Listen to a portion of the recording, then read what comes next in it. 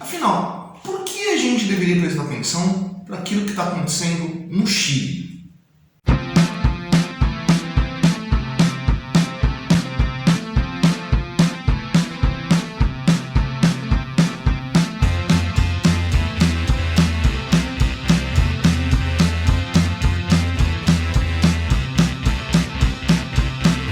E na videoaula de hoje vamos fazer um estudo de história transversal. A gente vai pegar esses eventos que estão acontecendo agora no Chile, né, do plebiscito que foi estabelecido lá para que se elaborasse uma nova Constituição, né, para a convocação de uma nova Assembleia Constituinte, traçando isso num paralelo com o Brasil, vendo essas duas histórias correndo lado a lado, para que a gente possa fazer uma projeção, né, daquilo que podem ser os novos caminhos que vão atingir o Brasil, o Chile e a América Latina como um todo. Então vamos lá. Como eu disse, para que parar para observar o Chile?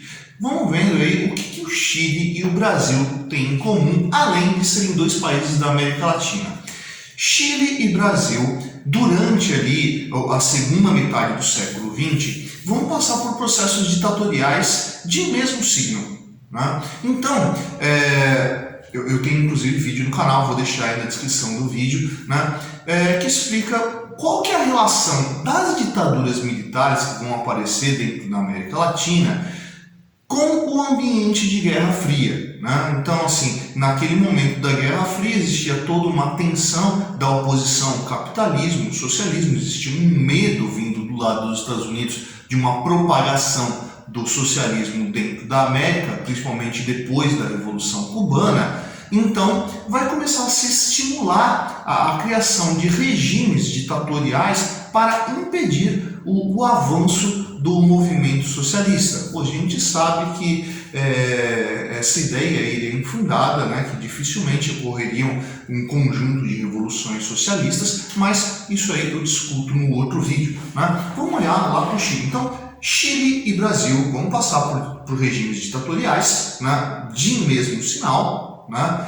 Inclusive, né, esses dois regimes estiveram aliados ali durante a chamada Operação Condor, né? Que foi a Operação Condor? Foi uma aliança estabelecida entre Brasil, Chile, Argentina, Uruguai, Paraguai, Bolívia, né, de colaboração mútua na perseguição de opositores do regime. Então, não existia apenas a perseguição dentro do próprio país, mas isso poderia ocorrer fora desses países com a colaboração mútua dos diversos governos na perseguição desses opositores do regime, né? Então, Brasil e Chile vão passar por um processo ali político semelhante um ao outro. Mas vamos observando o que foi que aconteceu no Chile agora e que tem a ver com esse regime que passou ali na segunda metade do século XX. Bom, muitas vezes aparece gente aqui dentro do canal e demonstra uma confusão, né, nos comentários ali, nessa oposição entre esquerda e direita, democracia e ditadura, né? E nessa confusão muitas vezes se empurra a imagem de democracia para um dos lados e a de ditadura para o outro lado. Ditadura e democracia podem acontecer tanto à esquerda quanto à direita, né? E a gente tem N exemplos aí para ver de democracias de direita, democracias de esquerda, ditaduras de esquerda, ditaduras de direita. Dá no mesmo, né? Você consegue encontrar regimes mais libertários e mais autoritários em qualquer aspecto, tá? Então vamos ver o que aconteceu lá na ditadura chilena. A ditadura chilena foi uma ditadura que radicalizou o neoliberalismo dentro do seu país, né? Então foi um regime ditatorial que estabeleceu ali uma abertura para a participação do capital livre da intervenção do Estado em diversas áreas, né? Tanto que as revoltas que estão acontecendo nesse último ano dentro do Chile têm a ver com os desdobramentos deste ultra-neoliberalismo, onde o Estado quase que não intervém em nada. Então a ideia de Estado mínimo foi levado à enésima potência dentro do Chile. Então até questões básicas como o acesso à água, né, é privatizado dentro do Chile, né? Então assim, o Estado não intervém em nada que possa gerar lucro, né? Que a iniciativa privada vai atuar em cima disso. Bom, então vamos pensando, só para dar o exemplo da água, né?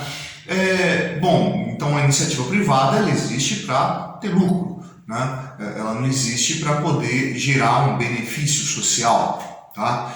Qual seria o incentivo de alguém gerar investimentos na distribuição ou no tratamento de água em regiões extremamente pobres, onde as pessoas dificilmente teriam condições de pagar pelo serviço, e se pagassem, pagariam um valor insignificante, né? Então, obviamente, você faria tratamento, distribuição de água em locais onde o lucro poderia ser maior, né? Então, nesse tipo de situação, o que acontece? O Chile acabou se desenvolvendo de uma forma extremamente desigual, né? O Chile acabou gerando um abismo social muito grande e que levou um monte de gente a uma situação de miséria, né? E que acabou reconhecendo que as consequências dessa miséria que vai aparecer dentro do Chile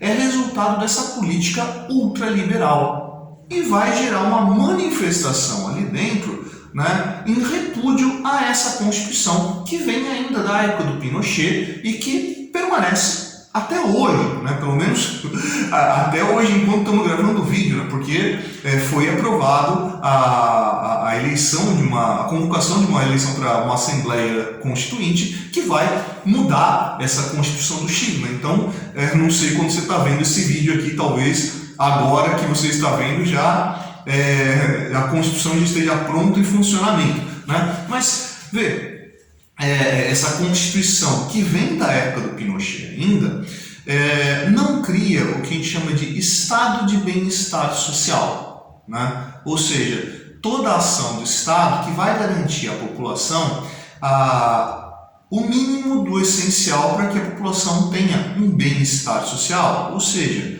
direito à moradia, à saúde, acesso à água, à coleta de esgoto, etc, etc, etc. Né? Então, tudo aquilo que vai garantir o mínimo do conforto do cidadão, né? Ele podendo ou não podendo pagar por esse tipo de serviço, né? Então, o Estado supriria essas necessidades básicas, né? Então, lá no Chile, né, surgiu essa revolução, e essa revolução lá popular que tomou as ruas e que chegou a promover alguns atos aí bastante violentos, acabou gerando uma repercussão no resto do mundo, inclusive aqui no Brasil. Um desses atos, por exemplo, aconteceu aí há poucas semanas atrás, onde 2 igrejas em Santiago, no Chile, foram queimadas, né? Então, só para a gente ver quais foram essas igrejas aí e a razão dessa lógica, né? Uma das igrejas foi a igreja de Francisco de Borgia, né? Qual que é a razão para se queimar a igreja de Francisco de Borgia? Pois a igreja de Francisco de Borgia era, durante a ditadura do Pinochet, era ali a igreja dos carabineiros. Quem que eram os carabineiros? Os carabineiros eram uma força de segurança pública, né, que estabelecia a ordem social dentro do governo Pinochet. E o que significava garantir a ordem social? Significava perseguir qualquer opositor do regime. Ou seja, aqueles que evitavam a participação democrática do diferente, da voz opositora, tinham essa igreja como a sua sede, né? Então, destruir a igreja tinha muito menos a ver com uma relação religiosa, né, do que com uma relação política. Então, destruir a igreja era um sinal de mostrar o quanto essa força dos carabineiros era algo opressivo. Porque, queimar a igreja não vai acabar com uma religião, E pelo amor de Deus, não vai entender que eu estou passando pano para queimar a igreja. Mas queimar a igreja é um troço terrível. Você está destruindo um sinal religioso de toda uma comunidade, você está destruindo um patrimônio histórico, né? Você está causando ali um mal que pode matar pessoas, né? Então, calma lá. Mas vamos entender um sinal disso. Então, queimar essa igreja era um sinal de repúdio não à igreja, mas aos carabineiros. A outra igreja que foi queimada foi a paróquia de Assunção. E a paróquia de Assunção, né, durante o regime do Pinochet, acabou se tornando um centro de informação dos dados dos opositores do regime. Inclusive, era na paróquia de Assunção que estavam guardados os documentos, os arquivos, com as informações daquelas pessoas que eram perseguidas ou presas políticas do regime do Pinochet, né? Então, não era simplesmente uma igreja, era uma central de informação daqueles que se opunham ao regime. Aqui dentro do Brasil, essa imagem da queima das igrejas ignorou completamente as relações das igrejas com a ditadura do Pinochet, né? E o que foi destacado foi o quê? Grupos de esquerda destroem igrejas numa manifestação obviamente anticristã. Como eu estava falando, o foco aqui não era o cristianismo, certo? O foco era a imagem que relacionava aqueles prédios ao regime do Pinochet, certo? Então, o que chegou aqui foi uma visão meio que distorcida, e que ela foi distorcida propositalmente, né? Porque quem foi que distorceu essa imagem e deu para ela o sinal, né, o signo da relação com a igreja? Grupos ligados à oposição dessas manifestações mais à esquerda dentro do Chile, né? Ou seja, grupos mais conservadores dentro do Brasil vão adotar essa fala de que o que aconteceu lá foi uma manifestação antirreligiosa, ou, no termo que foi utilizado aí por um conjunto de líderes dentro das mídias, uma manifestação de cristofobia, né? Bom, cristofobia é um termo aí relativamente novo, né? E que é utilizado para quê? Ou melhor, na origem era utilizado para quê, né? A cristofobia era um termo utilizado para se referir ao tratamento dado a grupos cristãos em determinados países onde esses grupos são minoria e que o cristianismo, entre outras religiões, é proibido, né? Então, teocracias islâmicas, por exemplo, né? Regimes autoritários ali que não permitiam a manifestação de alguma religião diferente da oficial ou de qualquer religião. Então, nesses grupos ali, né, nesses territórios, se utilizou esse termo cristofobia, que é uma reinterpretação da palavra, né,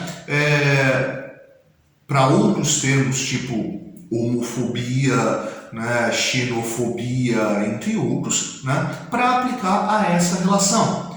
No entanto, esse termo foi apropriado dentro do Brasil e em outras regiões, mas vamos focar no Brasil, né, foi apropriado dentro do Brasil, né, de uma forma bastante deformada, né? Por quê? Bom, primeiro porque o Brasil é um país majoritariamente cristão, né? Como é que você vai ter cristofobia num país que é majoritariamente cristão? Inclusive, a gente tem dentro do governo, lá no Legislativo, uma chamada bancada evangélica, né? Como é que pode ter cristofobia num país onde, dentro da Câmara do Legislativo Federal, tem um grupo, né, que se autodenomina, né, por uma referência cristã, né? Aquelas pessoas que defendem os ideais cristãos. Se houvesse realmente uma cristofobia, esse grupo, inclusive, seria proibido de existir. Legal? Mas foi justamente desse grupo, né, que esse termo foi apropriado, foi distorcido num símbolo para poder apontar para todos que se opõem aos seus valores, aos seus ideais. Então, qualquer grupo que se opõe aos ideais deste grupo grupo específico estaria cometendo cristofobia.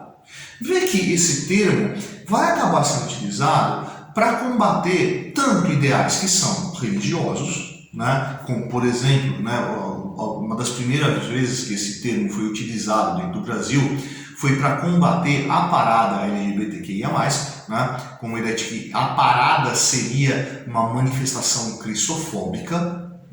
Não consigo realmente entender a lógica de como isso seria cristofóbico, né? Se alguém puder me explicar, por favor, me explique, né? Mas também para falar de ideais políticos, não apenas de valores religiosos, né? Por exemplo, né, você percebe que nessa chamada bancada evangélica você tem ali um núcleo bastante conservador, bastante alinhado à direita, né? Então, quando se usa o termo cristofobia para se referir à manifestação no Chile que queimou as duas igrejas, né, você alia a imagem da perseguição, entre várias aspas, aí, dos cristãos, alinhado com os grupos de esquerda. Ou seja, se você é cristão, e a maioria da população brasileira assim o é, né, você deveria se posicionar contrário a esses grupos que são cristofóbicos, né, que seriam, portanto, esses grupos de esquerda. Então, o termo acaba sendo utilizado para manipular uma opinião política fundamentada em pensamentos de ordem religiosa. Ou seja, a igreja passou a ser utilizada dentro do Brasil para criar uma oposição política, né, em relação a grupos, né, que se manifestam de forma diferente do seu ideário. Nisso vai se olhar para o Chile e mostrar, olha, o Chile está um caos, né, e esse caos se manifesta na queima das igrejas, né, e que nós devemos evitar aqui. Agora, olha, o que seria esse caos dentro do Chile? Uma exigência de uma reformulação do Chile para que o Chile tenha ali condições de uma ampla participação popular, né? Para que a população tenha direitos que levem ela a não se preocupar simplesmente em estar vivo, em ter o que comer, em ter onde morar, mas que ela possa, tendo essas necessidades supridas, atuar politicamente, buscar transformações dentro do seu estado que não sejam simplesmente a mera sobrevivência, né? Mas transformações que atendam a interesses políticos de grupos que são desprezados, né? Então, observar o Chile, né, e perceber a manifestação que apareceu lá, perceber também a oposição que a gente encontra hoje, não só na América Latina, mas estamos focando aqui na América Latina, né, entre grupos conservadores e grupos progressistas, coisa que a gente poderia, por exemplo, alinhar com o que está acontecendo dentro da Bolívia, né, onde, num determinado momento, né, aparece lá a liderança do Evo Morales, um cara que representava grupos indígenas, que são ali a maioria da população boliviana, e que vai ter uma política de busca de um estado de bem-estar social, principalmente para essas camadas, e que vai estender ali o seu governo, criando transformações na Constituição para que ele pudesse ser reeleito diversas vezes, até que na última reeleição, né, através de uma intervenção americana pela OEA, né, se questionou as eleições dentro da Bolívia e o Evo Morales acabou sendo deportado do país, né, acusado de fraudar as eleições, né, mas pouco tempo depois, né, foi elaborada uma pesquisa, uma investigação ali no caso do plebiscito que foi proposto dentro da Bolívia, e descobriu-se que não houve qualquer tipo de fraude e que as eleições realmente foram legítimas, levando inclusive a eleição do Arce na Bolívia, agora, né, que pertence ao mesmo partido de Evo Morales, né, com uma política muito semelhante ao que o Evo Morales trazia, nessa postura extremamente progressista, né, e que incomodou bastante grupos ultraconservadores. Mas deixo a Bolívia ali de lado, apesar da Bolívia também passar por esse processo histórico semelhante ao do Brasil, né, com os regimes ditatoriais ali da segunda metade do século XX, inclusive, né, citei, a Bolívia era um dos países envolvidos ali na Operação Condor, onde eu comecei essa videoaula aqui, né? Então, o que a gente está vendo dentro da América Latina hoje? Uma oposição ali bastante feroz entre grupos ultraconservadores e grupos progressistas que estão estabelecendo choques e que podem levar a situações de tensão que podem ali gerar revoltas em diversos países, inclusive o Brasil não está isento disso, né? A gente pode ter dentro do país algum tipo de manifestação um pouco mais violenta, não diria uma guerra civil, né? Mas que as tensões estão se avolumando e que poderiam gerar consequências ali sobre as quais a gente deve estar bastante atento. Ainda mais que agora estamos em 2020, né? Não sei quando você está vendo esse vídeo, mas agora que está sendo publicado, estamos em 2020, estamos nos aproximando das eleições municipais, né? Que já estão gerando uma série de tensões ali, inclusive, apesar de serem eleições municipais, né? Com interferências vindo de instâncias superiores, né? Interferências vindo dos estados, da União, dentro desses processos eleitorais nos municípios, onde governadores, o presidente, vão lá e vão manifestar os seus apoios a estes ou àqueles grupos, né? Então, observar o mundo à nossa volta e perceber os paralelos nas construções históricas de cada um desses grupos nos leva então a perceber o resultado que o que vivemos agora pode gerar ali mais para frente. Acho que é importante que nessa videoaula aqui você deixe sua opinião, você mostre a sua percepção e que você comente aí embaixo para que a gente possa bater um papo aí, né, de forma bastante respeitosa, né, sempre respeitando o amiguinho que colocou qualquer tipo de postagem sem qualquer tipo de ofensa, certo? E aí, cara, você curtiu o áudio hoje? Se você curtiu, você vai lá embaixo e dá um curtir. Se você não curtiu, você vai lá embaixo e dá um descurtir. É gentil da sua parte no canal. Essa é a Prancheta do Sr. Tony. Sou o professor Fábio e você, meu amigo, você deveria estar estudando.